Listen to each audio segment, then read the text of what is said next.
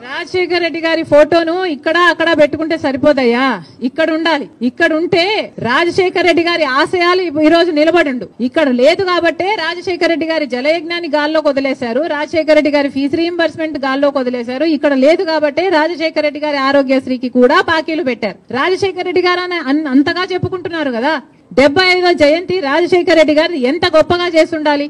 మరి ఏం చేశాడు జగన్మోహన్ రెడ్డి గారు 75వ జయంతి కోసం? ఇడుపులపాయకి వెళ్లారు. అక్కడ 5 నిమిషాలంటే 5 నిమిషాలు కనీసం కూర్చోలేదు, నిలబడ్డారు. రాజశేఖర రెడ్డి గారికి తూతూ మంత్రం లాగా అక్కడ ఏదో నివాళులు అర్పించామని చెప్పుకున్నారు.